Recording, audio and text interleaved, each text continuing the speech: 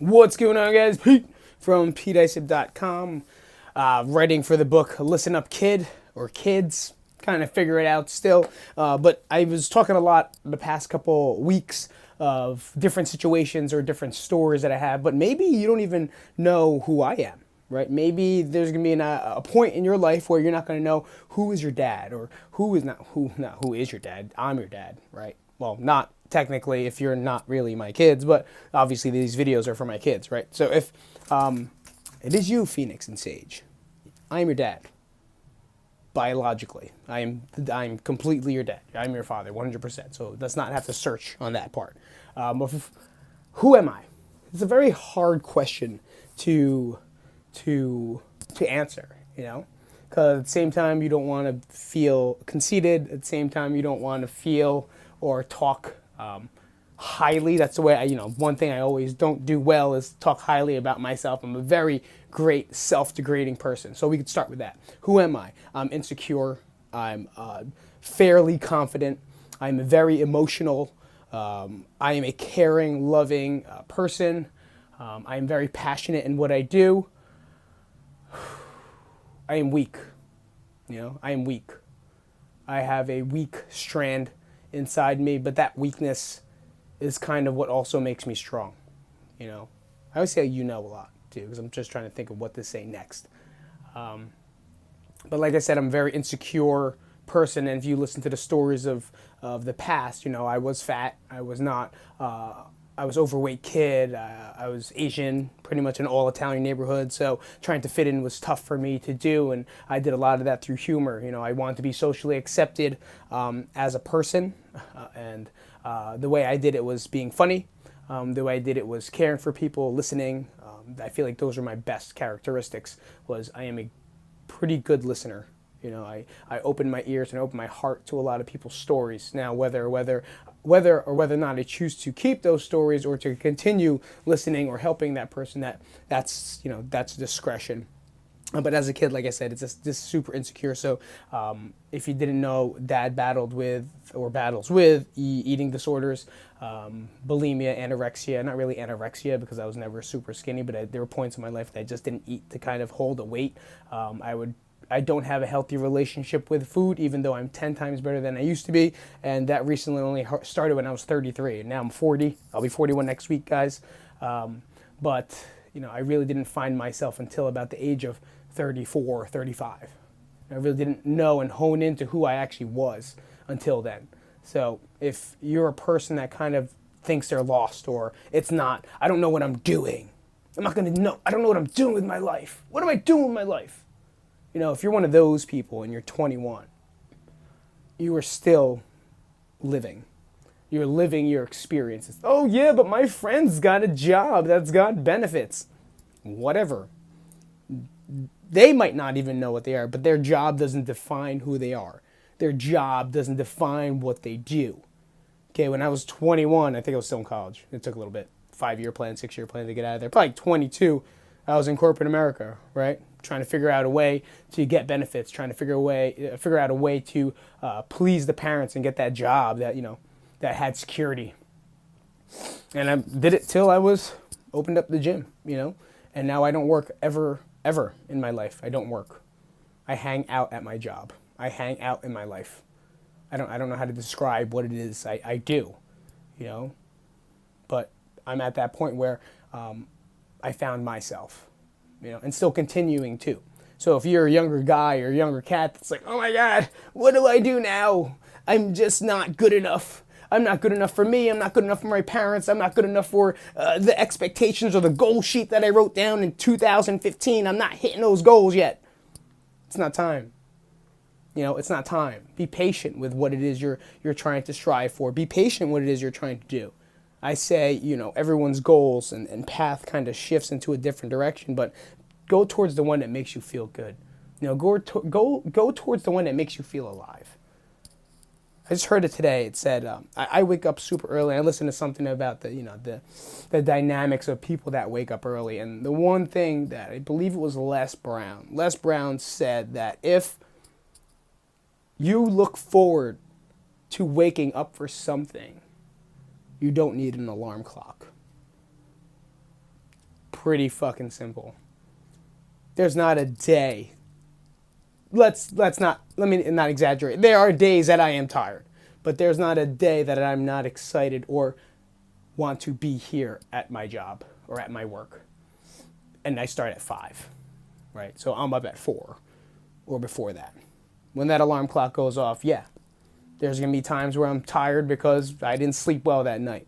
But for the most part, I'm not staying in bed because I'm avoiding my job. I'm not staying in bed because I don't feel right that day.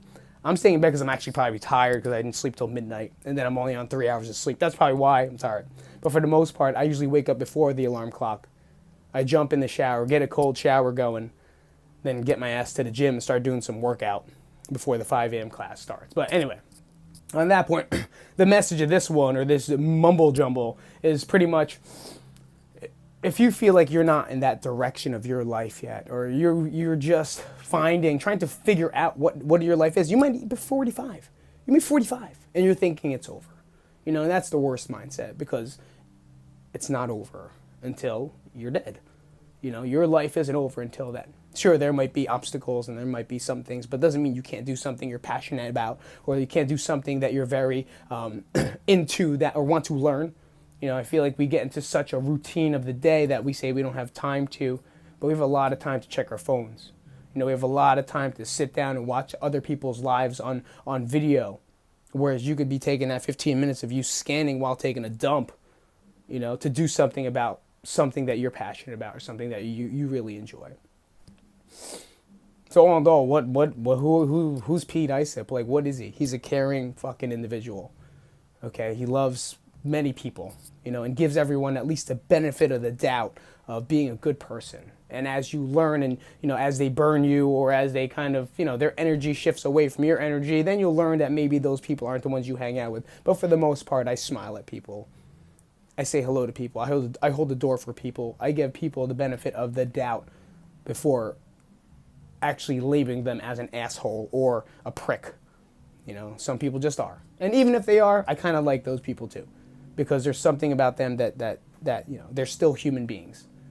You know, there's non-humane people that just kind of, you know, I wouldn't waste my time with anyway. But for the most part, I am a caring individual. Like I said, I'm an emotional wreck. You know, some of the days are worse for me. You know, some days just aren't good. And is it energy field? Is it anything from the past? Sometimes I don't know. Sometimes I have a lot of anxiety. You know, Dad has anxiety too. Gets that from your Lolo. Lolo definitely has anxiety. He thinks it's a heart palpitation, but it's not. It's anxiety. He thinks it's something wrong with his heart. No, he's just an overwhelmed person that overthinks a lot, and then his heart gets into it, and his heart rate goes super high. So he thinks he has heart problems when he doesn't. He's just anxious, you know. I like structure at times. I'm a very free-thoughted person. I'm one person not going to wait. I don't wait for things, you know. If I do, I procrastinate longer than I should.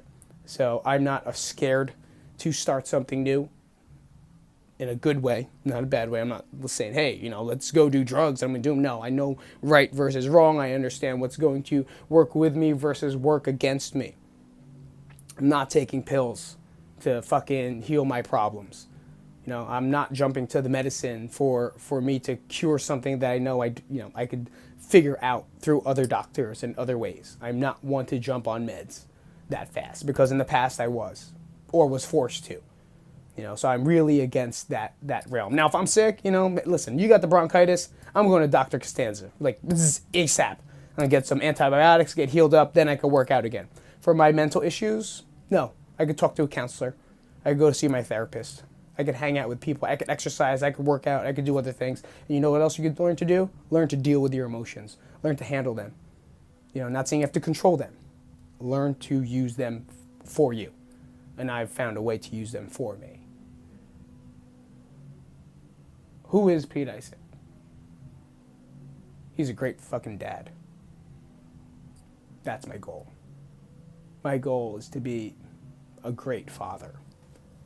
You know, there's times when you grow up and, you know, you're alone. Like, I was alone for a while. You know, while my friends had girlfriends throughout high school and middle school and college, I never had one in high school, college, or I probably had the fake one where it said like I went down the shore and hooked up with someone. That was like the fake girlfriend, but not really. Never even had. I never even lied about it. You know. But there's one thing that you think about is like, will I ever get that opportunity to have a child? Will I ever have that opportunity? Am I good enough? Am I handsome enough? Am I smart enough? Is someone actually going to like me? You know, would someone actually like who I am? You know, because right now it didn't feel like it. It didn't feel like anyone liked me. It didn't feel like anyone could love me, because I really couldn't love myself in any way, because I didn't even know who I was. I hated myself.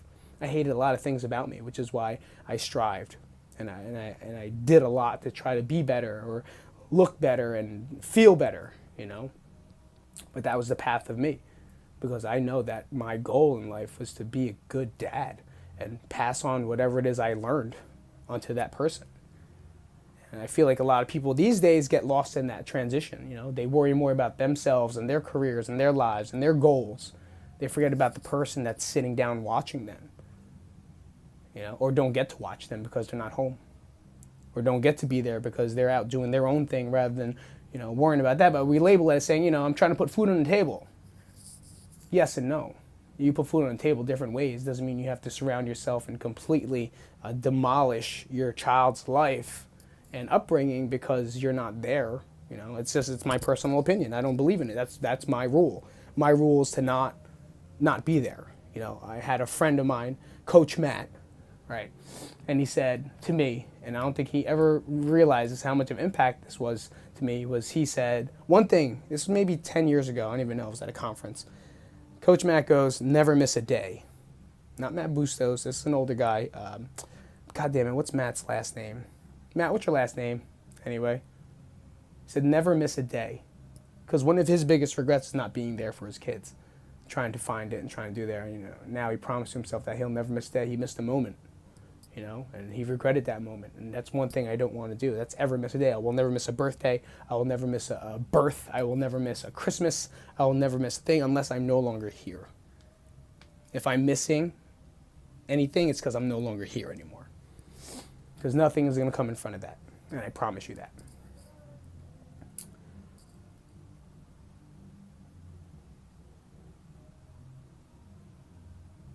Dad's broken. No, he's a broken person. I saw something today put up by The Wagon. Also, our mentor, Paul Reddick, says this quote, and he says, broken people were made to do great things. Just so you know, your dad's broken. You know, he's been through a lot. He thinks a lot negatively of himself, and he doesn't believe in himself as much as he or other people thinks they do. But I'm completely broken in different ways. Emotionally, physically, mainly emotionally. But I know that I'm here to do great things. You know, because we were put here for a reason. We were put here to go through those countless hours of pain to help other people avoid that same pain. To be that support person for the person that just doesn't feel right or doesn't belong or is in tons of pain and can't withstand that threshold anymore. I've been there. I've been stepped on. I've been rolled over easily. You know, mainly through myself. But I know I'm here to do a great thing. And I believe this is the path. Making these videos and making this vlog or book or whatever it is you want, whatever's going to come out of this is what this is all leading to.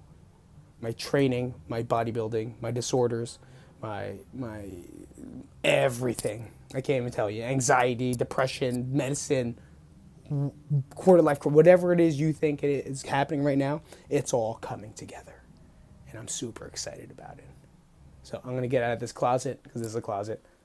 This is where I'm making videos, because it's the only place I can be free without people bothering me. I'll see you later. This is Pete, PeteEbbs.com, and as I will always close, Phoenix Sage, I love you with all my heart. Natalie, too. I'm sorry I don't put you in there, but this is for the kids. You're not a kid. But I will do everything and anything to show you that I love you. And I appreciate every single moment that I get to wake up next to you guys. And I'm grateful every day that I get to spend every night. I'll see you guys later. This is Pete, PeteEsp.com. Listen up, kid. Check it out. Hashtag share this, whatever.